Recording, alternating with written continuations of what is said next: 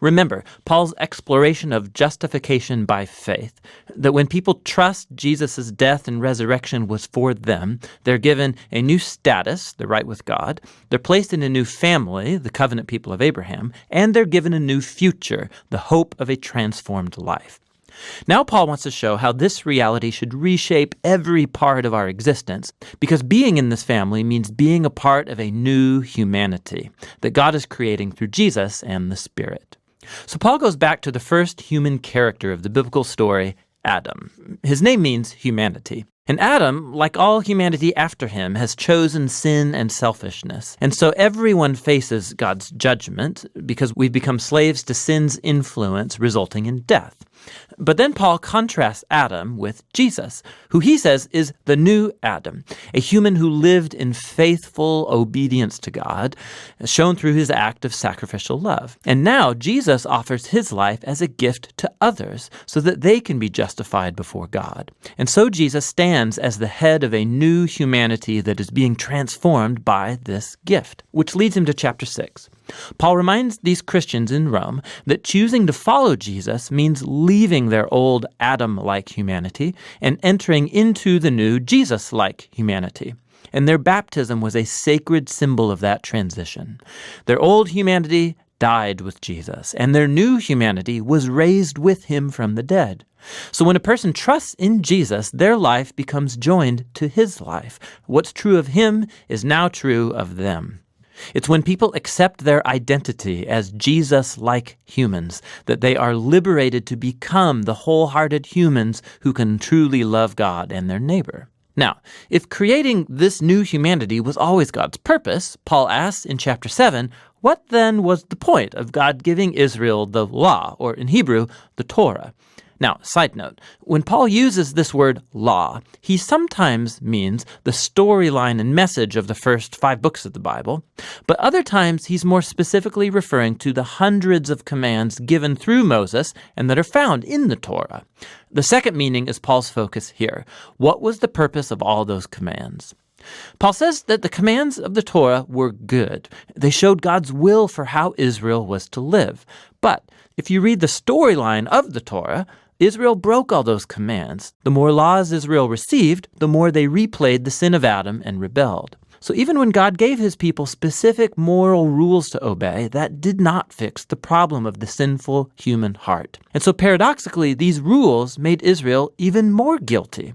But, Paul says, that paradox is the point.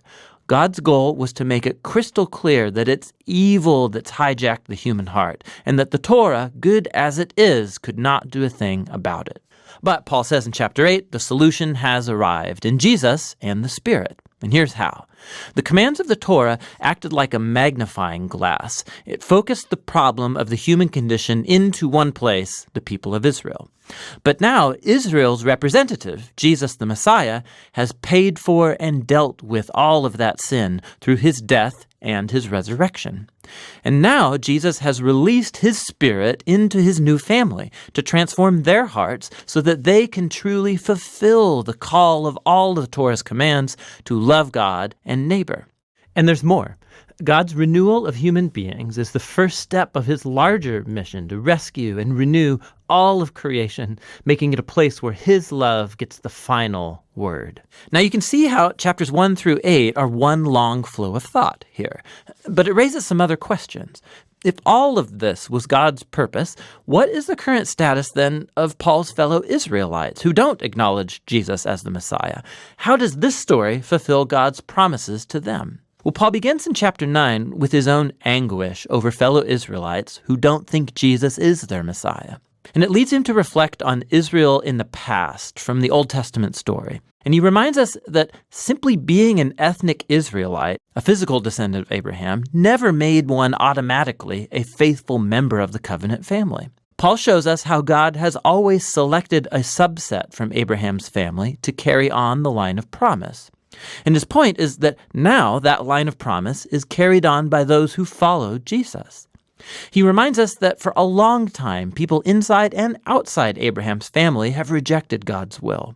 He reminds us of the story of Israel and the golden calf and of Pharaoh's rebellion. He shows us how God was able to orchestrate events so that people's rejection of him actually accomplished his redemptive purposes. And so in chapter 10, Paul turns his focus to Israel in the present. The reason many Israelites reject Jesus is because they're basing their covenant relationship with God on their performance of the commands in the Torah. And so sadly, they don't recognize what God has done through Jesus to create a new covenant family on the basis of faith.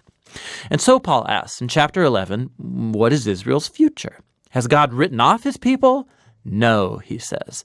There are tons of Jewish people, including himself, who do recognize Jesus as their Messiah, but there are also a lot who don't. But God has been able to use their rejection for his own purposes. It's caused the gospel to spread even quicker and farther into the Gentile world, making the family of Abraham even larger and more multi-ethnic.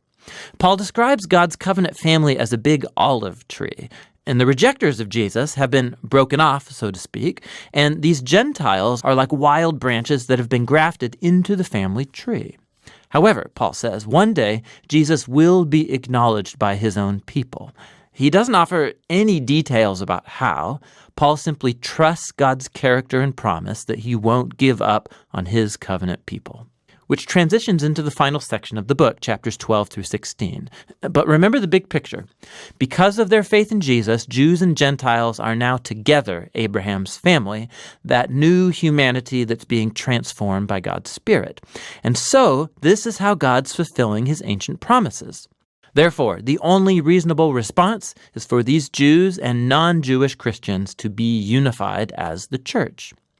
In chapters 12 to 13, he shows that this unity will come from a commitment to love and forgive each other. Love will look like everybody using their diverse gifts and talents to serve one another in the church. And it will also mean humility and forgiveness. When these different ethnic groups and cultures come together in Jesus, conflict is inevitable, and it can only be overcome through the hard work of forgiveness and reconciliation. This is how they will show the greatest of Christian virtues, love, which fulfills the Torah's greatest commands to love God and love your neighbor as yourself. In chapters 14 and 15, he focuses specifically on the issues that are creating ethnic divisions in the Roman church. These are disputes about the Jewish food laws and the Sabbath.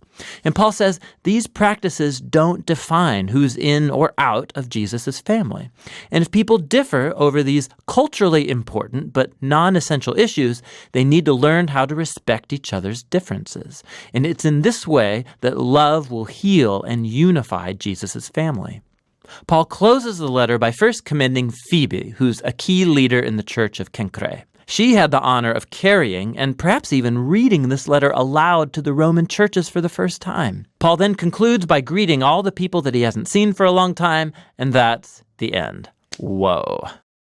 You can see better now how all the pieces of this letter fit together and show what a profound masterpiece it truly is. That's what the letter to the Romans is all about.